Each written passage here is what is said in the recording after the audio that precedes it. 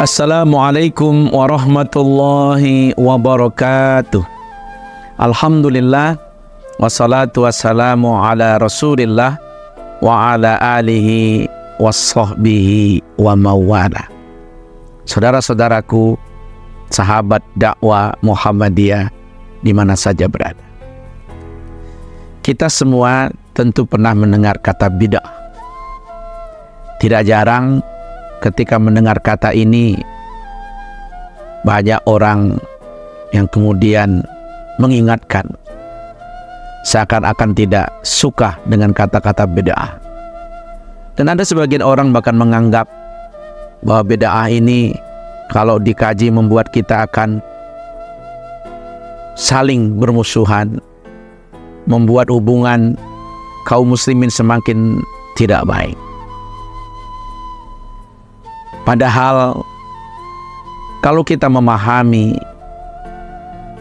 apa itu bid'ah dan bagaimana bahayanya, seyogyanya kita harus mengkaji bid'ah ini, mengingatnya agar kita tidak terjerumus dalam perbuatan-perbuatan yang disebut dengan bid'ah itu. Saudaraku, sahabat dakwah di mana saja berada, kadang ada orang mengungkapkan, mengapa kita harus mengulang-ulang kaji tentang bid'ah? Masih banyak ilmu-ilmu lain yang perlu diajarkan.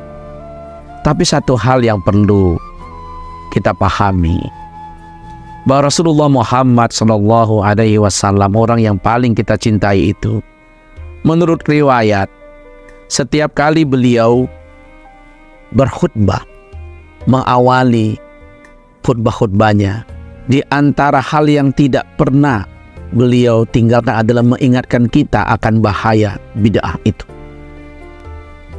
Ini menunjukkan bahwa seakan-akan mengingatkan kita agar kita jangan pernah alergi dengan bid'ah.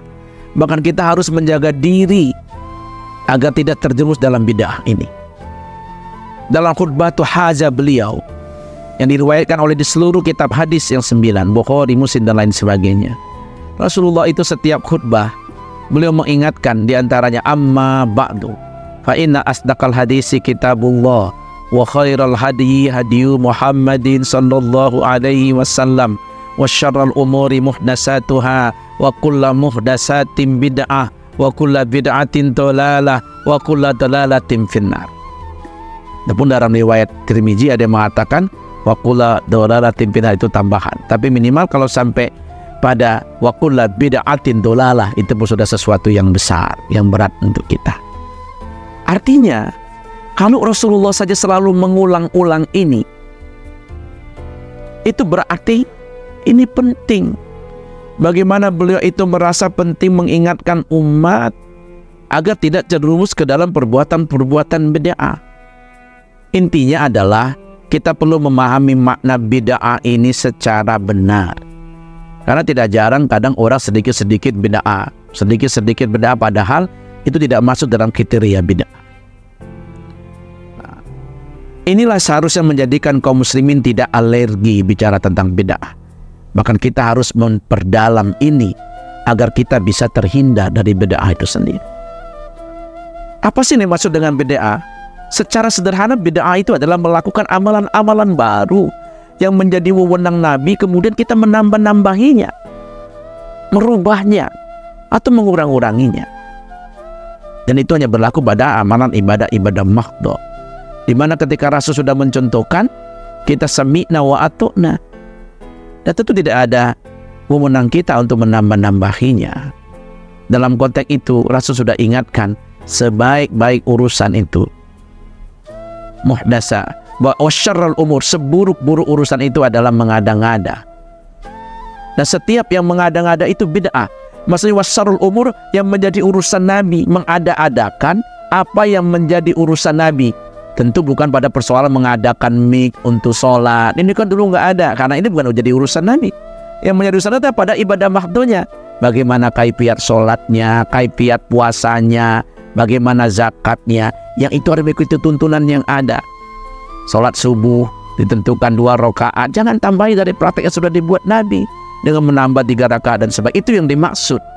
Dalam pengertian itu artinya mewaspadai bid'ah itu agar kita tidak tergelincir dalam amal-amal yang sia-sia, yang tidak hanya karena bid'ah itu, karena mengada-ngada itu disebut bid'ah, dan bid'ah itu sesat, sehingga jangankan mendapatkan pahala dari amal, bahkan perbuatan kita dianggap sebagai perbuatan sesat. Wa kullu bid'atun dolalah, dan setiap yang bid'ah itu adalah sesat. Disinilah pentingnya kita untuk mewaspadai bid'ah dan jangan alergi dengan kata-kata bid'ah.